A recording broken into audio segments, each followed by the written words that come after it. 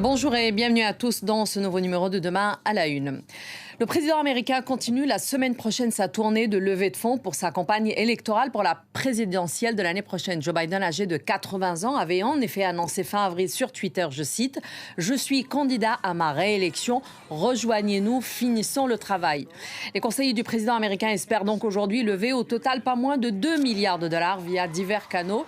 L'ancien président Donald Trump a, lui, levé près de 7 millions de dollars juste depuis sa mise en accusation au début de ce mois pour, entre autres, rétention illégale d'informations portant sur la sécurité nationale et entrave à la justice.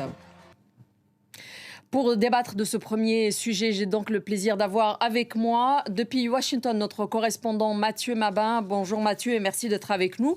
Et nous avons aussi avec nous Jérôme Viala-Godefroy, chargé de cours à Sciences Po Saint-Germain-en-Laye et spécialiste des États-Unis. Merci à vous aussi de vous joindre à nous. Je vais commencer tout d'abord avec vous, Mathieu. C'est une course politique mais aussi financière qui est lancée aujourd'hui aux États-Unis avec cette campagne électorale. L'ONG Open Secrets, spécialisée dans le financement politique, estime que la course à la présidentielle de 2024 pourrait être la plus coûteuse de l'histoire américaine. Oui, d'ailleurs, c'est un phénomène que l'on observe d'élection en élection. Chaque nouvelle élection était plus coûteuse que la précédente et c'est effectivement une bataille de budget, une bataille de levée de fonds qui se livre déjà entre les deux candidats, puisque vous avez évoqué Joe Biden, qui effectivement a pris son bâton de pèlerin pour aller à la rencontre des donateurs. Cela a d'ailleurs donné lieu à un épisode malencontreux pour Joe Biden, puisque c'est à l'occasion d'une de ces réunions en Californie que Joe Biden a eu ce mot malheureux à l'encontre de Xi Jinping en le traitant de dictateur. Était-ce pour plaire aux donateurs? Était-ce une maladresse? L'histoire le dira peut-être. Mais de son côté, Donald Trump fait exactement la même chose. Et effectivement, c'est une des dérives que l'on peut constater, en tout cas avec notre regard européen, sur le jeu normal de la politique aux États-Unis.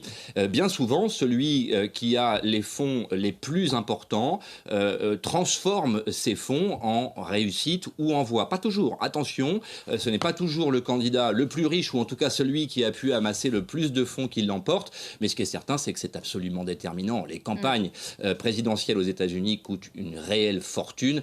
Et si on devait trouver une seule raison à celle-là, on pourrait la raccorder à l'immensité du pays. Il est impossible pour un candidat à la présidentielle de rencontrer tous les Américains. Et pour cela, il faut produire notamment des contenus audiovisuels, des spots de publicité. C'est extrêmement coûteux. Et il n'y a pas de plafond, il n'y a pas de limite imposée par la loi ici aux États-Unis. Alors Mathieu, vous venez de parler de ces déclarations de Joe Biden qui a effectivement parlé de Xi Jinping en parlant du dictateur, mais il y a eu aussi une autre déclaration qui a fait couler beaucoup d'encre quand il a fini un discours en disant God save the Queen, sans trop savoir de quelle reine il parlait, et cela a remis un petit peu à la une la question de son âge. Comme je le disais, il aura 81 ans au moment de l'élection de l'année prochaine. Ce n'est que 4 ans de plus que Donald Trump, mais n'empêche que selon une récente étude commandée par le Washington Post et la chaîne ABC, qui assure que 68% des Américains estiment qu'il est trop vieux. Ils ne sont que 44% à penser la même chose de Donald Trump, qui, encore une fois, est âgé de 76 ans aussi. Oui, effectivement, vous avez dit 70% des Américains et le chiffre est aussi très préoccupant à l'intérieur même du camp démocrate et c'est ça qui inquiète Joe Biden. Vous avez rappelé quelques épisodes malheureux qui effectivement abîment, il faut le dire ici, l'image du candidat Biden. En réalité, on a droit à un épisode chaque semaine. Quand ce n'est pas une chute, c'est un dérapage verbal. Quand ce n'est pas un dérapage verbal, c'est une attitude tactile un peu trop appuyée qui en tout cas est dénoncée par le camp républicain qui, comme vous l'imaginez, exploite au maximum ces images, exploite au maximum ces accidents de communication. Et puis, il faut bien le dire, après une série aussi constante d'incidents, on est obligé effectivement de s'interroger sur la capacité de Joe Biden, sinon à gouverner le pays, puisqu'il ne faut pas aller jusque-là, au moins à imaginer comment il va pouvoir affronter la campagne présidentielle la plus dure du monde. Il est de coutume ici de dire qu'une campagne présidentielle aux États-Unis, c'est un exercice réservé à des athlètes de haut niveau. C'est absolument épuisant, autant physiquement qu'intellectuellement. là, c'est une vraie question. Comment Joe Biden, avec les signes de faiblesse physique et psychique, il faut le dire, qu'il montre, comment va-t-il affronter ce rendez-vous, ce duel de titans, et surtout face à un Donald Trump qui ne cesse de faire la démonstration que malgré son âge relativement proche de celui de Joe Biden, reste en pleine forme et finalement adore ce qu'il fait, adore le combat, la joute. Ça va être compliqué pour Joe Biden, c'est indéniable. Jérôme Vialago-Godefroy, justement, je voudrais vous parler de Donald Trump. Alors, lui, comme je le rappelais tout à l'heure, aujourd'hui, on a vu l'acte d'accusation qui a été rendu public le 9 juin, 37 chefs d'accusation. J'ai envie de vous demander quel impact, tout en disant en même temps qu'on a vu que depuis cette annonce, il a pu lever plusieurs millions de dollars pour sa campagne. Oui, alors tout à fait. Pour ce qui est des primaires, en fait, ça lui apporte un avantage. Il y a une sorte de ralliement autour du chef, autour de Donald Trump, qui était déjà en tête des sondages, notamment par rapport à son rival le plus proche, Ron DeSantis, qui est à plus de 30 points de Donald Trump dans les sondages. Et effectivement, il y a cet effet à la fois un peu tribal et un peu de victimisation. Et comme Donald Trump a déjà eu beaucoup de problèmes, que ce soit les impeachments, de problèmes judiciaires, en fait, il n'en a jamais rien sorti. Il n'y a jamais eu, au final, il n'y a jamais été... En fait, on a l'impression que c'est le contraire. On a l'impression que, du coup, ça resserre les rangs autour de lui. Tout à fait, tout à fait. Et donc, on a à peu près un tiers des républicains qui, de toute façon, sont acquis à sa cause, quoi qu'il fasse. Et puis, on a un autre gros tiers qui pourrait éventuellement voter pour une alternative, mais il suffit qu'on accuse Donald Trump pour qu'il se rallie derrière lui. C'est ce qui vraiment est en train de se passer. Donc, c'est un avantage dans cette première partie de la campagne que sont les primaires.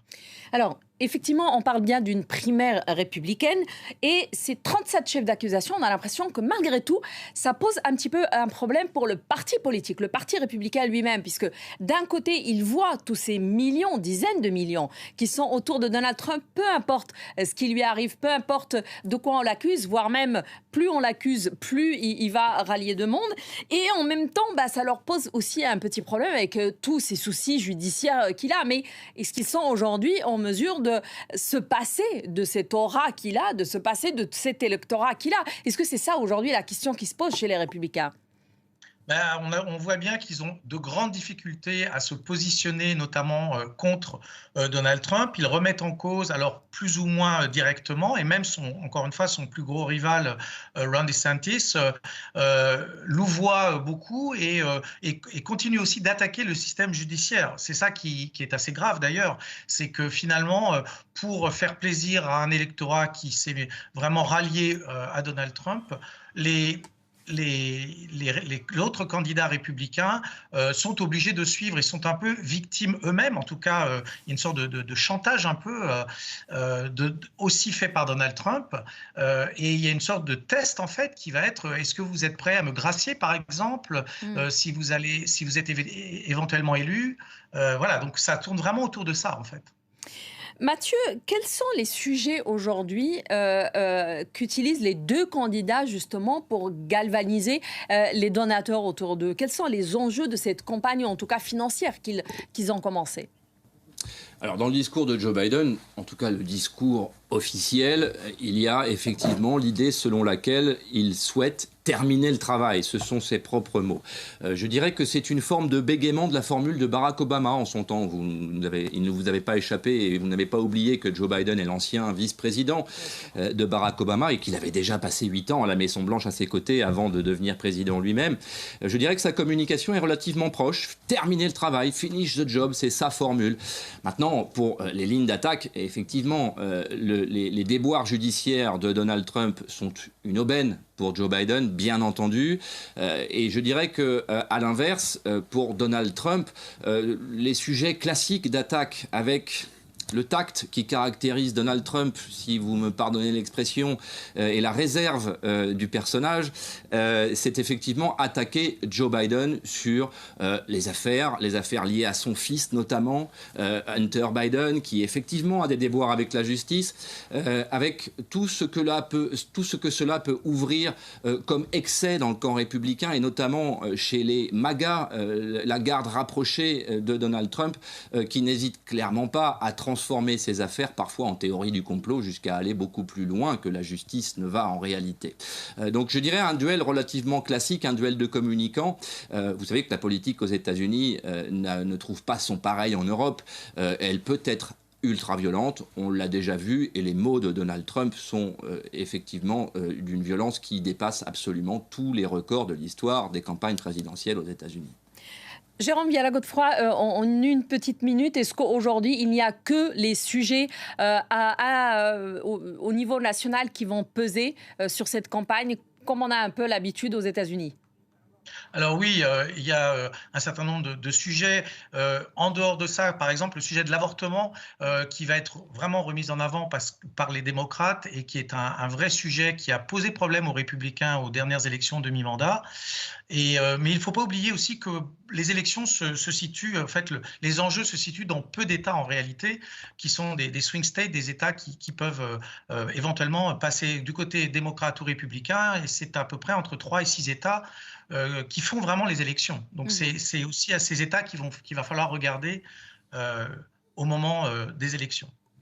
Merci beaucoup, Jérôme Viala-Godefroy, chargé de cours à Sciences Po Saint-Germain-en-Laye. Et je rappelle, vous êtes spécialiste des États-Unis. Et merci à Mathieu Maban, notre spécialiste aussi des États-Unis, mais notre correspondant depuis Washington surtout. Merci à vous deux d'avoir été avec nous. Merci à vous, chers téléspectateurs, aussi d'avoir suivi ce nouveau numéro de Demain à la Une. Restez sur France 24. Au revoir.